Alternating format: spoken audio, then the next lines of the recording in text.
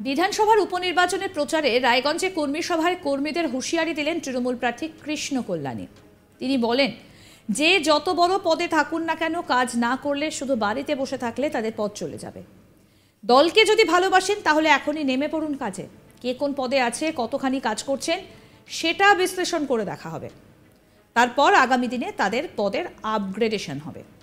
উত্তর দিনাজপুর জেলার রায়গঞ্জ বিধান মঞ্চে তৃণমূল কংগ্রেসের কর্মীদের নিয়ে একটা বৈঠকে প্রকাশ্যে এই কথাগুলো বলেন রায়গঞ্জ বিধানসভা উপনির্বাচনে তৃণমূল কংগ্রেস প্রার্থী কৃষ্ণ কল্যাণী।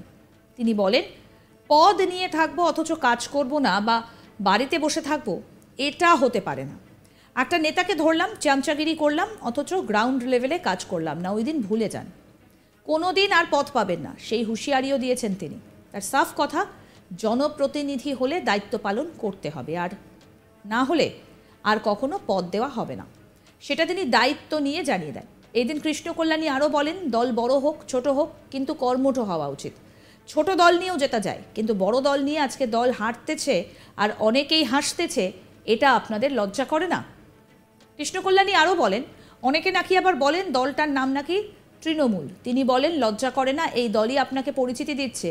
না হলে আপনারা বাড়িতে রান্নাবাড়ি করতেন, বাইরে বেরোতেন না। দল করছেন, বাইরে বেরোচ্ছেন বলেই পরিচিতি বাড়ছে। তাই আগামী দিনে দলের ওপর আস্থা রেখে, বিশ্বাস রেখে আর নিজের দায়িত্ব সম্পর্কে সচেতন হয়ে দলের প্রতি অর্পণ করুন। কৃষ্ণ কল্যাণী এদিন আরও বলেন, যদি আপনাদের রাজনৈতিক কেরিয়ার বাড়াতে হয় বা প্রতিষ্ঠিত হতে হয় নিজেকে রাজনৈতিকভাবে, তাহলে কিন্তু আপনাদেরকে কাজ করতে হবে। কি বলছেন কৃষ্ণ কল্যাণী, শুনবো।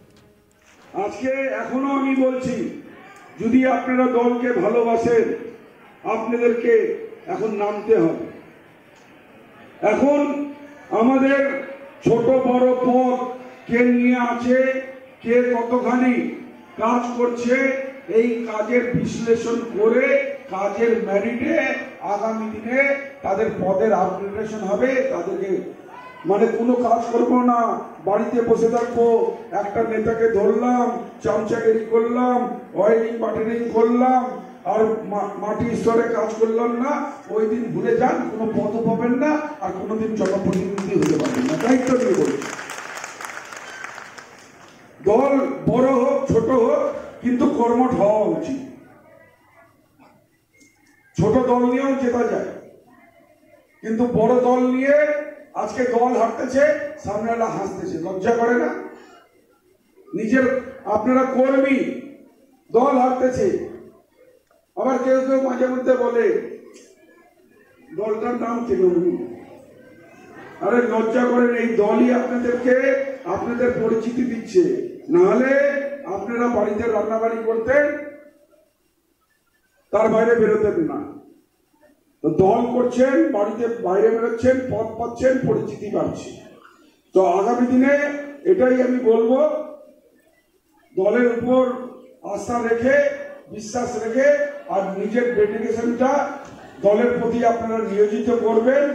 যদি আপনাদেরকে রাজনৈতিক কেরিয়ার যদি বিল্ড আপ করতে হয়, যদি রাজনৈতিককে আপনাদেরকে নিজেকে প্রতিষ্ঠিত করতে হয়, তাহলে কিন্তু আপনাদেরকে কাজ করতে হবে। কৃষ্ণ কল্যাণী মতো নেতা আসবে, চলে যাবে, কোনো ফরক পড়ে না, কিন্তু তৃণমূল কংগ্রেস দলটা থাকবে। এখানে ব্যক্তি বড় না, দলই বড়। তো সেই জন্য আপনাদেরকে একটাই আহ্বান, আগামী 10ই জুলাই আপনারা তৃণমূল কংগ্রেস প্রার্থী ঘাসের উপর জোড়া ফুল, যে সিম্বলটা আমাদের 1 নম্বর প্রোগ্রামে থাকবে, আপনারা একবার ভুলে যান কৃষ্ণ কল্যাণী, আপনারা মনে রাখবেন শুধু সিম্বল ঘাসের উপর জোড়া ফুল।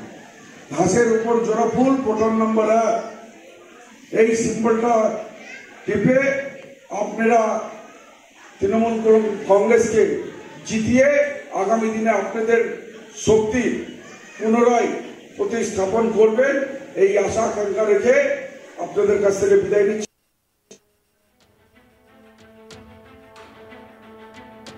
আমাদের প্রতিনিধি তন্ময় চক্রবর্তী কি প্রতিবেদন তুলে ধরেছেন, শোনাবো। উত্তর দিনাজপুর জেলার রায়গঞ্জ বিধানসভার নির্বাচন যতই এগিয়ে আসছে, ততই যেন প্রচারের তীব্রতা তীক্ষ্ণ হচ্ছে। আমরা দেখছি যে গত লোকসভা নির্বাচনে যে এখানে তৃণমূল কংগ্রেসের যিনি প্রার্থী ছিলেন কৃষ্ণ কল্যাণী, তিনি কিন্তু হেরে গিয়েছিলেন বিজেপি প্রার্থী কার্তিক চন্দ্র পালের কাছে। এরপর এখানে অর্থাৎ রায়গঞ্জে কিন্তু বিধানসভা উপনির্বাচন ঘোষণা হয়। এই যেহেতু রায়গঞ্জ লোকসভা কেন্দ্রে প্রার্থী ছিলেন কৃষ্ণ কল্যাণী, তিনি হেরে যাওয়ায় লোকসভা কেন্দ্রে তাকেই তার উপর ভরসা করেই কিন্তু তাকে প্রার্থী করা হয় বিধানসভা উপনির্বাচনে। আর এবার সেই বিধানসভা উপনির্বাচনের কিন্তু প্রচারের কৌশল কিন্তু তিনি কিন্তু তীব্র থেকে তীব্রতর করেন। অর্থাৎ তার যে একটা বক্তব্য যে শুধুমাত্র পদ নিয়ে থাকলে চলবে না, তৃণমূল কংগ্রেসের কর্মীদের কার কি পদ রয়েছে সেটা নিয়ে থাকলে, ঘরে বসে থাকলে চলবে না, তাদেরকে কাজ করতে হবে। আর যদি কাজ না করেন তাহলে সেটার কিন্তু মূল্যায়ন হচ্ছে এবং আগামী দিনে কারো পথ থাকবে না। অর্থাৎ তিনি হুঁশিয়ারি দেন তৃণমূল কংগ্রেসের কর্মীদেরকে যে ভালো কাজ করতে হবে। দল যদি থাকে আপনারা থাকবেন, আর দল যদি না থাকে তাহলে কিন্তু আপনারা থাকবেন না।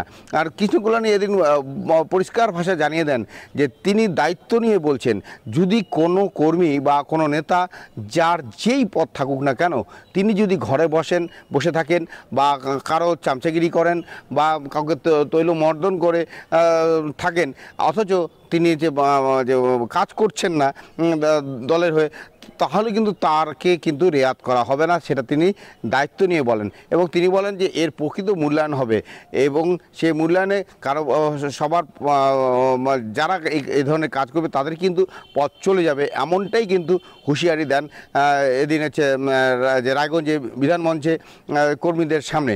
তিনি বলেন, আপনাদের লজ্জা লাগে না? কর্মীদের সামনেই তিনি বলেন যে আপনাদের লজ্জা লাগে না যে তৃণমূল কংগ্রেস সারা বছর মানুষের পাশে থাকে অথচ ভোটের সময় হেরে যায়? আপনাদের লজ্জা লাগে না? তাই কেন আপনারা ঘরে বসে থাকেন? দল থাকলেই কিন্তু আপনাদের পরিচিতি, আর দল না থাকলে কিন্তু আপনার কোনো পরিচিতি কোনো দাম নেই। এরকম কৃষ্ণ কল্যাণী আসবে যাবে, কিন্তু দল কিন্তু থাকবে, আর তখন কিন্তু আপনাদের কিন্তু কোনো দাম থাকবে না।